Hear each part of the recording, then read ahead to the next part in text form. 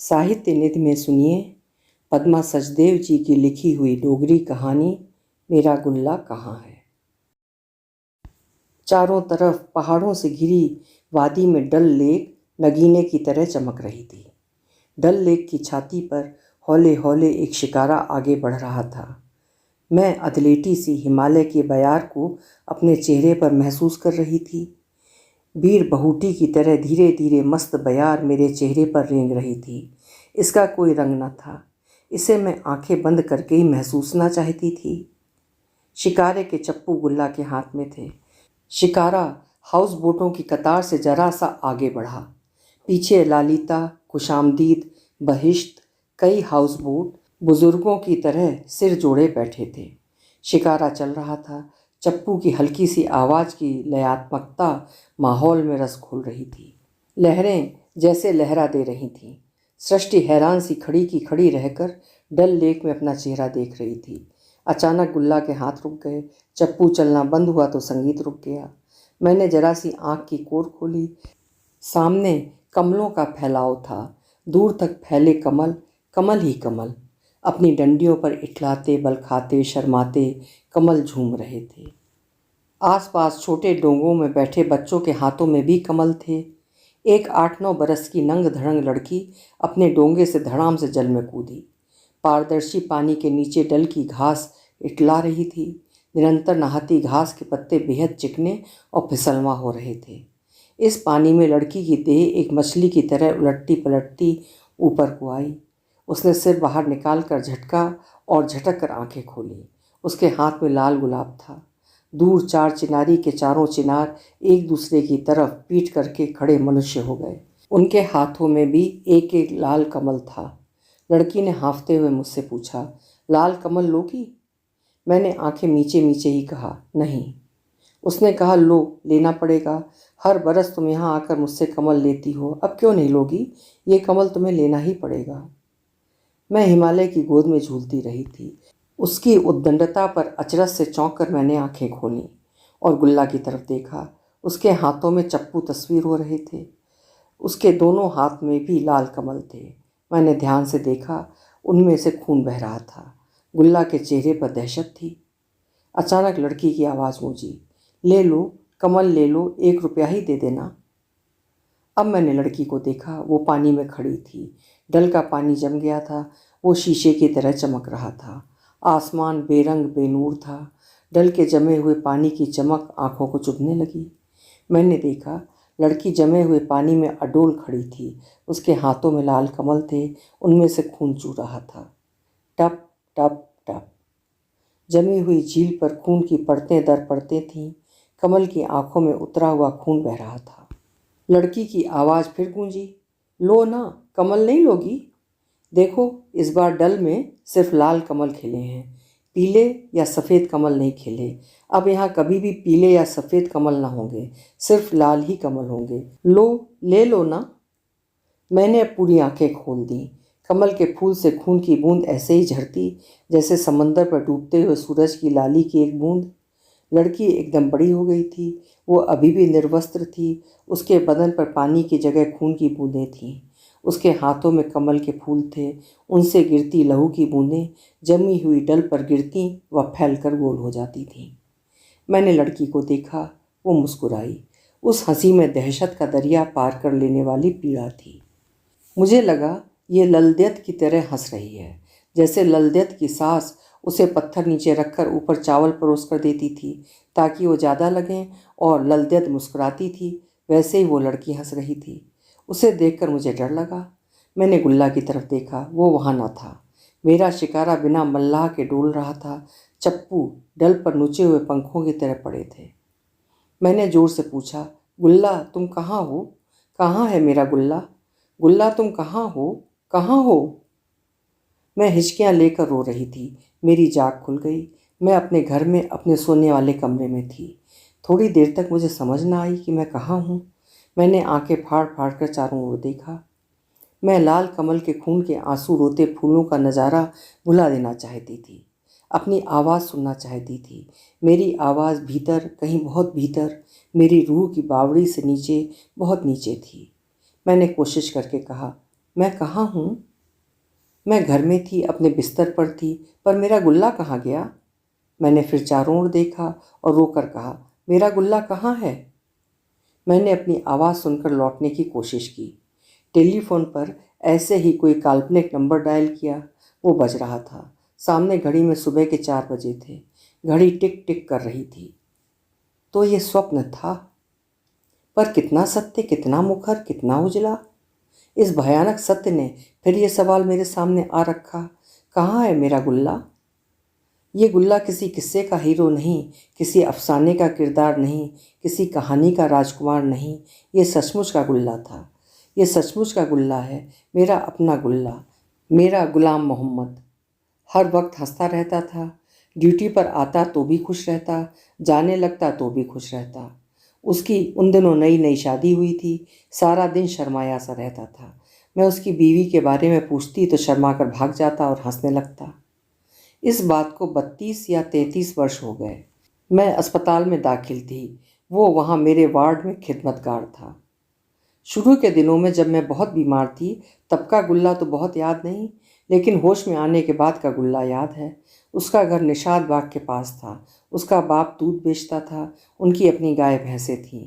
गुल्ला वार्ड में आकर पूछता, क्या छुई खबर? वो मेरा हाल हमेशा कश्मीरी में ही पूछता था। मैं मुस्कुराकर कहती, ठीक हूँ गुल्ला। वो खुश हो जाता। एक दिन पूछने लगा, आप गाय को माँ कहते हो ना? मैंने कहा, हाँ।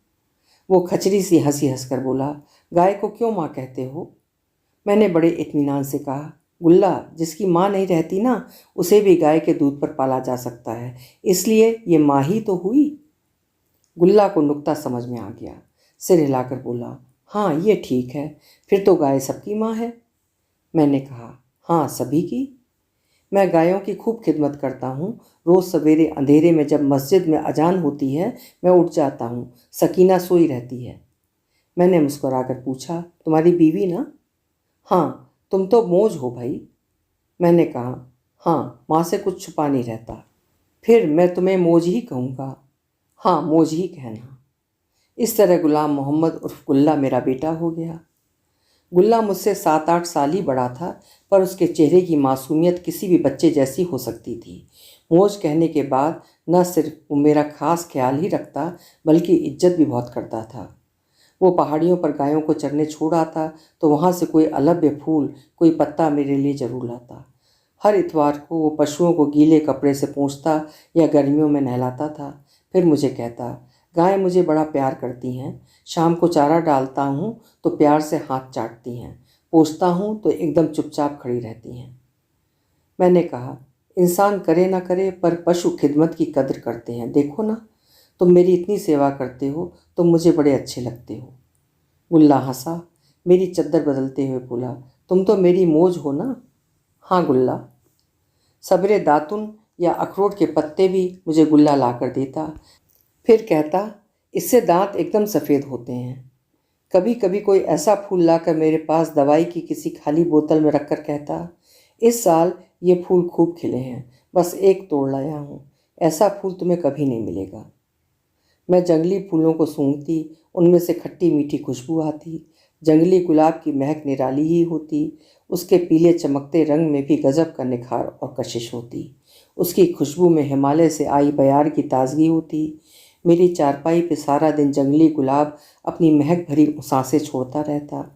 अपने घर से बिछुड़ने का दुख किसे नहीं होता।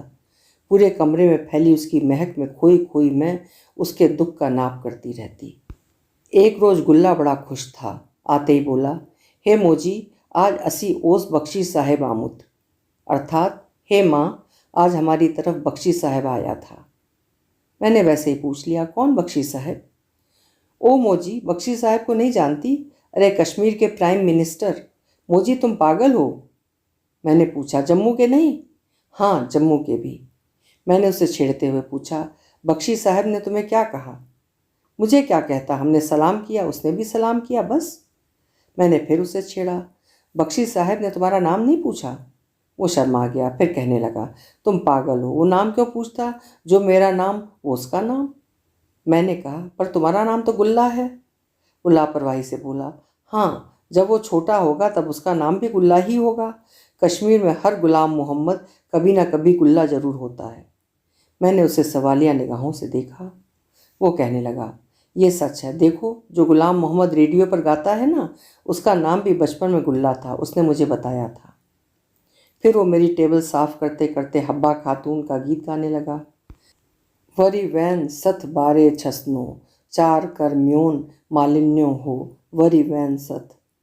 अर्थात ससुराल वालों के साथ निभ नहीं रही है, ओ मैके वालों, मेरा कोई उपाय करो। मैं सुनती रही। फिर उसकी नज़र मुझ पर पड़ी तो बोला, अरे मोजी, मैं तो तुम्हें बताना ही भूल गया, यहाँ बच्चों के वार्ड में गुल्ला आया है। फिर वो हंस पड़ा। मैंने पूछा, कौन सा गुल्ला? वही जिसका सिर साफ है, साफ, पूरा साफ। साफ? कैसा साफ? क्या तुम्हारा सिर साफ नहीं है? ओहो, उसके सिर पर उस्तरा फिरा है, उसके सिर में बीमारी थी ना। मैंने कहा, अच्छा, वो जो लंबा सा कुर्ता पहने पूरे वार्ड में घूमता रहता है? हाँ हाँ हाँ, वही। फिर जब डॉक्टर वार्ड में राउंड करके चले गए तब गुल्ले को लेकर आया। वो 5-6 बरस का लड़का था। उसे सिर में बीमारी थी। पूरे सफाचट सिर पर एक तरफ पट्टी बंधी थी, पर वो इससे बेनियाज था। आते ही बोला, आपा तुम्हारे पास बिस्कुट है? मैंने हैरान होकर उसे देखा। पहली मुलाकात में कैसा सवाल। वो मुझे बेवकूफ़ समझकर बोला, नहीं जानती, बिस्कुट गोल गोल मीठी सी। मैंने पूछा, बिस्कुट का क्या करोगे? उसने कहा, कुछ नहीं, देखूंगा कैसी होती है। यह कहकर वो चला गया। जाते जाते बोला, फिर आऊँगा, अब जाता हूँ। शाम को मैंने गोल बिस्कुटों का पैकेट मंगवाया। फिर किसी को भेजकर गुल्ले को बुलावा भेजा। अपने सिर की परवाह किए बगैर वो भागता हुआ आया और आते ही उतावली से बोला, बिस्कुट आ गए? उसे मालूम नहीं कैसे पता चला, पर मैंने ये सुना था कि सिर में टीबी होती है तो आदमी ज़हीन हो जाता है। वो आकर बड़े इत्मीनान से मेरी चारपाई पर यूं बैठा जैसे हमेशा से यहीं बैठता आया हो। फिर बोला, दे दो ना। मैंने उसकी गोदी में बिस्कुटों का पैकेट रख दिया। उसके बाद उसने मेरी तरफ ना देखा, पैकेट फाड़ कर बिस्कुट खाने लगा। ऐसे मनोयोग से उसे खाते देखकर मुझे बेहद तृप्ति हुई। वो हर बिस्कुट को कुतर लेता ताकि मैं न मांग लूँ। फिर जब पूरा पैकेट खत्म हुआ तो इत्मीनान से बोला, बिस्कुट अच्छी थी। मैंने कहा, मैं क्या जानूँ, मुझे तो तुमने एक भी ना दी। इतनी थोड़ी थी, तुम्हें क्या देता, पर हाँ, कल जरूर दूंगा। ये कहकर वो हाथ झाड़ कर चला गया। अब मैं गुल्ला के लिए रोज़ बिस्कुट मंगवाती थी और वो इत्मीनान से खाकर हाथ पोंछ कर चल देता। अपने मुंह में बिस्कुट ठूंसे हुए वो एक दिन बोला, आपा तुम गम ना करो, जब मैं 5वीं चढ़ूँगा तब तुमसे निकाह कर लूँगा। मैंने संजीदगी से पूछा, क्या तब भी तुम्हें बिस्कुट मंगवा कर देनी पड़ेगी? वो भावी शौहर के रुआब से बोला, हाँ, बिस्कुट के बगैर मैं तुमसे शादी थोड़ी करूँगा, और तब मैं बड़ा हो जाऊँगा और शाम तक तुम्हें 100 रुपया कमा कर दूँगा।